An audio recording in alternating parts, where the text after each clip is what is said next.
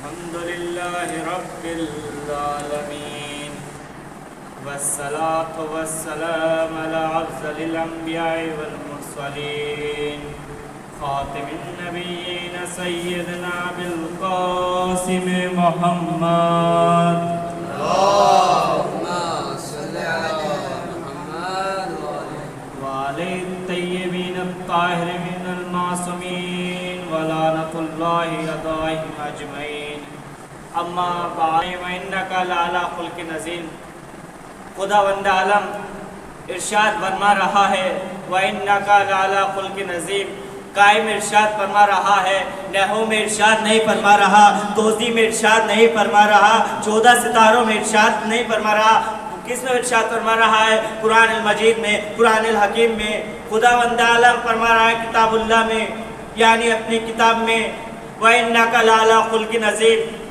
بے شک میں نے آپ کے اخلاق کو بلند درجے پر رکھا ہے۔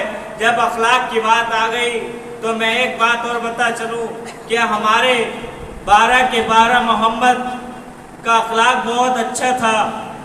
جس آیت تطہیرہ کی میں نے تلاوت کی وہ عام آیت نہیں ہے بلکہ اللہ کی آیت ہے، رب العالمین کی آیت ہے۔ تمام تعریفیں اس خدا کے لیے جو رازق بھی ہے، جو قریب بھی ہے، جو مالک بھی ہے، جو صابر بھی ہے، جو جبار بھی ہے، جو سلام بھی ہے، اور اس نے تمام مخلوقات کو پیدا کیا، ان میں سے انسان کو بھی پیدا کیا، جنات کو بھی پیدا کیا، مگر یہ کہ انسان کو جنات میں سے اور انسان میں سے سب سے اعلیٰ کیوں فرما دیا؟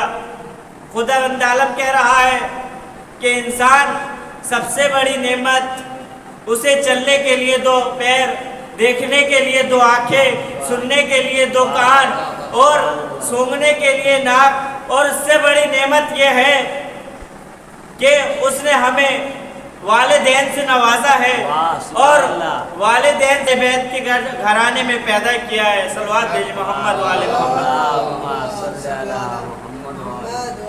محمد اہل بیت کے گھر میں پیدا ہونا ایک شرف کی بات ہے۔ محمد اہل بیت کون ہے؟ جس کا پہلا بھی محمد، جس کا دوسرا بھی محمد، جس کا تیسرا بھی محمد، جس کا چوتھا بھی محمد، جس کا 5واں بھی محمد، جس کا 6واں بھی محمد۔ اب میں جملہ پلٹ کر کہہ دوں، اما جس کے 12 کے 12 محمد ہو۔ واہ واہ سبحان اللہ۔ صلوات بھیج محمد والی محمد پر۔ اللہم صل علی محمد۔ اب جب اخلاق کی بات آ گئی تو میں ایک واقعے سے اپنا آگے چلتا ہوں کہ جب امام حسین اور امام حسن 3-4 برس کے تھے تو مسجد نبوی کے قریب سے گزر رہے تھے، کیا دیکھا کہ مسجد نبوی میں ایک بوڑھا بزرگ انسان جو کہ وضو کر رہا تھا، مگر یہ کہ اس کا وضو غلط تھا۔ امام حسین اور امام حسن دونوں بھائی مسجد کی گلی سے گزر رہے تھے، کیا دیکھا مسجد نبوی میں ایک انسان بزرگ بوڑھا وضو کر رہا ہے، تو انہوں نے دیکھا اس کا وضو غلط ہے۔ دونوں بھائی مسجد نبوی میں داخل ہوئے اور کیا فرمایا؟ اے بزرگ، اے بوڑھے، دیکھو ہم دونوں بھائی وضو کرتے ہیں، آپ بتلانا کس کا وضو صحیح ہے کس کا وضو غلط۔ تو اس بوڑھے نے کہا کریے گا۔ دونوں بھائیوں نے وضو شروع کیا، ادھر وضو شروع کیا، تھوڑی دیر بعد وضو ختم ہوا تو فرمایا اے بوڑھے، اے بزرگ انسان، ہم میں سے سب سے اچھا وضو کس نے کیا؟ تو بزرگ نے فرمایا تم دونوں بھائیوں نے وضو صحیح کیا، بلکہ میں ہی غلطی پر تھا، بلکہ میرا وضو غلط تھا۔ تو کیا اس سے کیا پتہ چلتا ہے عزیزان محترم؟ اس سے پتہ چلتا ہے کسی کو ڈانٹ کرنا، کسی کو مار کرنا، کسی کو دھمکا کر نہیں، بلکہ پیار سے سمجھانا چاہیے۔ امام حسین اور امام حسن نے وہاں اذیت تو نہیں دی، ڈانٹا تو نہیں، دھمکایا تو نہیں، صرف یہ کہا تھا کہ آپ ہم دونوں بھائیوں میں سے دیکھیے گا کس کا وضو غلط ہے۔ صلوات محمد والے تکبیر، نعرہ رسالہ، یا رسول اللہ، نعرہ حیدری، یا علی، نعرہ حیدری یا علی. اب جب اخلاق کی بات آ گئی تو میں نے تاریخ میں نظر کی تو دیکھا کہ جب جناب ابراہیم کا دور تھا، جناب ابراہیم کے دور میں جو فرعون تھا، تو جب جناب ابراہیم کی عقد جناب سارہ بنت ہارین سے ہوا، تو جب جناب سارہ بنت ہارین سے جب عقد ہوا تو گزر رہی تھی شاید یا اس دور کے فرعون کے دربار میں گئیں، تو فرعون نے دیکھا جناب سارہ کا حسن، جمال، کمال، تو اس نے جناب سارہ کی طرف ہاتھ بڑھانا چاہا. جیسے ہی اس نے ہاتھ بڑھانا شروع کیا اس کا ہاتھ پست ہو گیا. اب کہیں گے پست ہونے کے معنی کیا ہے؟ یعنی پالش گر جانا، سوکھ جانا. اب جب اس کا ہاتھ پست ہو گیا تو جناب ابراہیم سے اس دور کے فرعون نے کہا تم خدا سے التماس کرو، خدا سے دعا کرو کہ میرا ہاتھ ٹھیک ہو جائے. ادھر ابراہیم نے خدا کی بارگاہ میں، خدا بارگاہ میں، رب العالمین کے بارگاہ میں ہاتھ بلند کیے. جیسے ہی ہاتھ بلند کیے تو اس دور کے فرعون کا ہاتھ ٹھیک ہو گیا. تو اس نے، عزیزان محترم، جب کوئی ہار اور جیت ہوتی ہے یا جب کوئی کسی کا کام کرا دیتا ہے تو اسے تحفے میں کچھ نہ کچھ دیا جاتا ہے. تو جناب ابراہیم نے جب دعا کی فرعون کے لیے تو فرعون کا ہاتھ ٹھیک ہوا.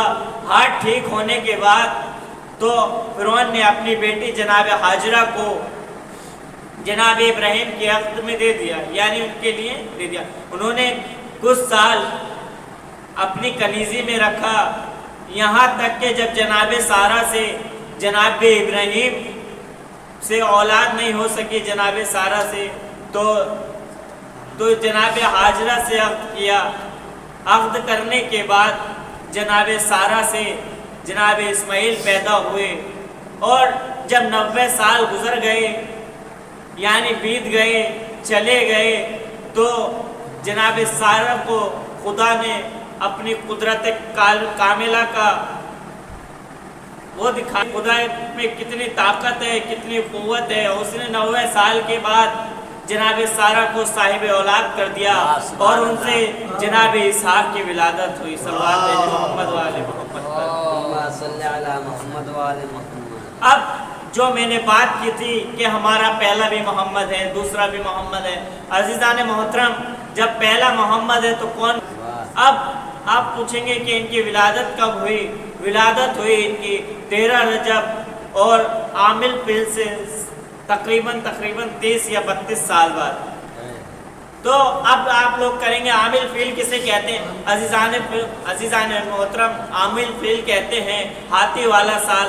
اب میں یہاں سے اپنا واقعہ بتاؤں کہ جب میں تقریباً 10 سے یا 12 سال کا تھا تو ہر کوئی کہتا تھا یہ عامل فیل والا سال ہے، یعنی ہاتھی والا سال ہے. میں سمجھ نہیں پاتا تھا یہ ہاتھی والا سال کیا ہوتا ہے. کئی مرتبہ کوشش کی، نہیں سمجھ میں آیا. جب میں نے ایک نظر تاریخ کی طرف کی تو سمجھ میں آیا کہ عام الفیل کہتے ہیں جب اس ٹائم بیتے ہوئے ٹائم میں ایک خانہ کعبہ تھا، لوگ جاتے تھے وہاں، مگر ایک دوسرے نے بھی خانہ کعبہ، تاکہ آج کل کا بھی یہی ہے، بھائی بھائی روزگار کرتا ہے تو ایک بھائی دوسرے بھائی سے دیکھ کر جلتا ہے. زیادہ تر یہی ہوتا ہے. کس وجہ سے؟ کیا دیکھا کہ اس نے جناب مدینے میں وہ کعبہ بنایا اور لوگ وہاں زیادہ آتے تھے، مگر ایک نے اور کعبہ بنایا، لوگ وہاں نہیں جاتے تھے. تو اس نے ایک لشکر تیار کیا. اس لشکر کا نام کیا تھا؟ اس لشکر کا نام تھا ابرہہ. جس وقت ابرہہ لشکر لے کر خانہ کعبہ کے پاس پہنچا تو پہلے اس نے اپنے لشکر میں 60,000 افراد کو اکٹھا کیا اور 9 سے 13 بڑے بڑے ہاتھی اکٹھا کیے، یعنی لائے گئے. اس کے بعد سب سے بڑے ہاتھی کا نام جو تاریخ میں بتایا جاتا ہے وہ محمود بتایا جاتا ہے. مگر یہ کہ جب انہیں ابرہہ لشکر نے داخل کیا، سب سے پہلے مدینے میں داخل کیا، تو ان نے جناب عبد المطلب کے اونٹ پکڑ لیے. جب انہیں اونٹ قید کر لیے گئے تو جناب عبد المطلب گئے، اس کے پاس گئے، ابرہے کے لشکر کے پاس، بولے تیرے لشکر والوں نے میرے اونٹ پکڑ لیے۔ عزیزان محترم اب دیکھیے گا یہاں سے کتنی عجیب بات ہے، جب عبد المطلب نے یہ کہا نا اس سے ابرہے کے لشکر سے کہ تیرے لشکر والوں نے میرے اونٹ پکڑ لیے، تو ابرہے نے کیا جواب دیا کہ تجھے اپنے 100 اونٹوں کی تو فکر ہے مگر اس خانہ کعبہ کی فکر نہیں ہے۔ اب دیکھیے گا عبد المطلب کی سوچ کو سلام کہ انہوں نے کتنے ایمانداری اور کسوری کے ساتھ، انکساری کے ساتھ وہاں پہ انجام دیا۔ کیا کہا جیسے یہ میرے 100 اونٹ میں اس کا مالک۔ اب میں آپ کے لیے مثال اور آسان کر دوں، جیسے میری ایک قلم ہو اور کسی کے دوسرے کی قلم ہو، تو میں اپنی قلم لینے جاؤں گا دوسرے کے پاس، کہوں گا میرا پین دے دیجئے۔ اب وہاں پر سلطان بھائی کہیں گے کیا یہ قلم نہیں لو گے؟ تو میں نے کہا کہ مجھے بس اپنے قلم کی فکر ہے نہ کہ سلطان بھائی کے قلم کی فکر، وہ اپنے قلم کے مالک ہیں۔ ایسی خداوند عالم نے کیا، دیکھیے گا ابو طالب نے کیا کہا، بولے مجھے اپنے اونٹوں کی فکر ہے، اور جو اس گھر کا مالک ہوگا، جو خانہ کعبے کا مالک ہوگا، وہ خود بچا لے گا اسے۔ تو اب دیکھیے گا جب ابو طالب کا یہ جملہ کہنا، تو خداوند عالم نے بھی ابو طالب کے جملے کی لاج رکھتے ہوئے ابابیل کا لشکر بھیجا۔ لشکر بھیجنے کے بعد ابابیل نے ایک ایک کنکر اٹھا کر جب ابرہے کے لشکر پر پھینکنا شروع کیا، تو ابرہہ کا لشکر تمام ہو چکا، ختم ہو گیا۔ اب اس کے بعد کیا کہا کہ ابرہے کا لشکر ختم ہو گیا، تو ابابیل جو ایک ایک کنکر پھینکتی تھی، تو وہ ایک کنکر میں کئی ہاتھیوں کو اثر پہنچاتی تھی۔ ہاں عزیزان محترم، وقت بھی تاثیر ہے اور روزہ بھی ہے کہ اخلاق دیکھیے گا۔ امام حسین کا اخلاق دیکھنا ہے تو ان کی مادر کا دیکھیے گا، جناب فاطمہ زہرا کا۔ ہاں وہ حسین کہ جسے نہ زین پر چین تھا نہ زمین پر چین تھا۔ ہاں دیکھیے گا جب کسی کا بیٹا یا کسی کے یہاں ولادت ہو تو باپ کو بڑی حسرت ہوتی ہے کہ میرا بیٹا بڑا ہو، میرا بیٹا جوان ہو۔ جیسے جیسے بیٹا جوان ہوتا رہتا ہے تو باپ کو حسرت ہوتی ہے کہ میں اس کی جوانی دیکھوں۔ جب بیٹا جوان ہو جاتا ہے تو یہ امید ہوتی ہے یا حسرت ہوتی ہے ایک باپ کی کہ میں اپنے بیٹے کا چہرہ دیکھوں۔ آئیے گا کربلا کی طرف، وہ حسین جس نے اپنے بیٹے علی اصغر کا جوانی نہ دیکھ سکے، اجرکم اللہ خیر، خدا کوئی غم نہ دے سوائے غم کربلا کے علاوہ۔ ہاں جب یہ اور وہ حسین جس نے اپنے بیٹے علی اکبر کا چہرہ نہ دیکھا، بڑی غربت آئی امام غریب پر۔ آئیے گا ان کی ماں کی طرف نگاہ کیجئے گا، ذرا مدینے میں آئیے گا۔ جب رسول کے بعد علی سے بیعت لینے جب آئے تو جناب فاطمہ زہرا گھر میں، تو دروازے پر کوئی آیا، دستک دیا، کہا علی کو باہر نکالو، امیر المومنین کو باہر نکالو۔ جناب فاطمہ نے کہا، جناب زہرا نے کہا میں علی کو باہر نہیں نکالوں گی۔ تو کیا کہا دیکھیے گا، کنفذ نے کہا کہ اس در میں ہم آگ لگا دیں گے۔ زہرا نے کہا لگا دیجئے۔ کہا یہ سمجھتے ہو کس کا در ہے؟ یہ زہرا کا در ہے، یہ رسول کے داماد کا گھر ہے۔ عزیزان محترم، جب کنفذ نے کہا کہ ہم آگ اور لکڑیاں بھی لے کر آئے ہیں، جب دروازے میں آگ لگا دی گئی تو جناب زہرا دروازے کے پیچھے تھی، تو کنفذ نے دروازہ نہیں کھلا، تو کنفذ نے اپنی پوری طاقت و قوت کے ساتھ جب لات ماری نا دروازے میں، تو جناب زہرا دروازے کے نیچے آ گئی اور کیا فرمایا، اسما میرا محسن نہ رہا۔ عزیزان محترم، جب جناب زہرا پہ در گرا ہے تو وہ جو ہوتی میخ جو ہوتی ہے نا دروازے میں، در میں جو میخ تھی لوہے کی وہ جناب زہرا کی پسلیوں میں پشت ہو گئی. تو عزیزان محترم جناب زہرا نے کہا اسماء ذرا جلدی آؤ میرا محسن نہ رہا.